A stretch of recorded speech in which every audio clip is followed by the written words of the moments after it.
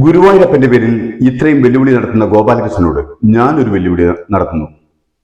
ഗുരുവായൂരപ്പന്റെ അഭീഷ്ടപ്രകാരം മത്സരിക്കാൻ വന്ന ഗോപാലകൃഷ്ണൻ തോറ്റാൽ ഗുരുവായൂരപ്പന്റെ ശക്തിയില്ലെന്ന് ഗോപാലകൃഷ്ണൻ പൊതുസമൂഹത്തോട് വിളിച്ചു പറയുന്നു. അത് വെറും ഒരു ബിംബമാണെന്നും അതിനൊരു ശക്തിയുമില്ലെന്നും ഗോപാലകൃഷ്ണൻ വിളിച്ചു പറയുമോ ഈ വിശ്വാസ സമൂഹത്തോട്? കൊടുങ്ങല്ലൂരമ്മയുടെ നടയിൽ നിന്ന് ഗുരുവായൂരപ്പന്റെ നടയിലേക്കുള്ള എൻ്റെ ഈ വരവ് ഭഗവാൻ ഗുരുവായൂരപ്പൻ വിളിച്ചിട്ടാണ്. കഴിഞ്ഞ അരനൂറ്റാണ്ടായി ഈ ഗുരുവായൂരപ്പന്റെ മണ്ണ് അമ്പലക്കൊള്ളക്കാരുടെയും അമ്പലവിരോധികളുടെയും കൈകളിലാണ്.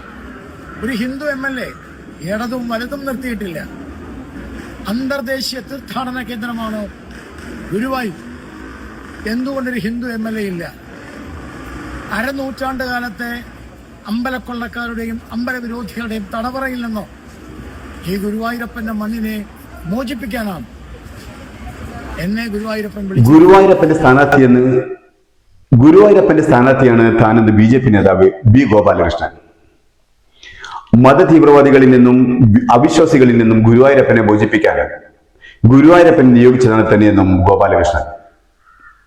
ആ ഗോപാലകൃഷ്ണനോട് എന്റെ ഒരു ചോദ്യം: ഗോപാലകൃഷ്ണൻ തോറ്റാൽ ഗുരുവായൂരപ്പൻ വെറും ഒരു കൽവിഗ്രഹമാണെന്നും അതിനൊരു ശക്തിയില്ലെന്നും ലോകത്തോട് ഗോപാലകൃഷ്ണൻ വിളിച്ചു പറയണം. കാരണം ഗോപാലകൃഷ്ണൻ പറയുന്നത് ഗുരുവായൂരപ്പൻ വിളിച്ചിട്ടാണ് ഞാനിവിടെ മത്സരാർത്ഥിയായി വന്നതെന്നാണ്. അത് സത്യമാണെങ്കിൽ ഗോപാലകൃഷ്ണൻ ജയിക്കണം. കാരണം ഗുരുവായൂരപ്പനാണ് ഗോപാലകൃഷ്ണനെ മത്സരാർത്ഥിയാക്കിയത്. ജയിച്ചില്ലെങ്കിൽ ഗോപാലകൃഷ്ണൻ പറയണം ഗുരുവായൂരപ്പൻ വെറും ഒരു കരിങ്കല്ലാണെന്ന്, അല്ലെങ്കിൽ ബിംബമാണെന്ന്, നിർഗുണ ബിംബമാണെന്ന്. വിശ്വാസികൾക്കറിയാം ഗോപാലകൃഷ്ണൻ കളവ് പറയുകയാണെന്നും ഗോപാലകൃഷ്ണൻ തോറ്റാലും ഗുരുവായൂരപ്പനിൽ അവർക്കുള്ള വിശ്വാസത്തിൽ കുറവൊന്നും ഉണ്ടായിരിക്കില്ല എന്നും. വിശ്വാസികൾക്കറിയാം ഗോപാലകൃഷ്ണൻ പറയുന്ന കള്ളങ്ങൾ വിശ്വാസികളെ ചൂഷണം ചെയ്യാനാണെന്നും ആ ചൂഷണത്തിന് ഇരയാവരുതെന്നും. ഗോപാലകൃഷ്ണൻ ചോദിക്കുന്നുണ്ട് എന്തുകൊണ്ട് കഴിഞ്ഞ അരനൂറ്റാണ്ടായി ഒരു ഹിന്ദു MLA ഗുരുവായൂർ ഉണ്ടായില്ല എന്ന്.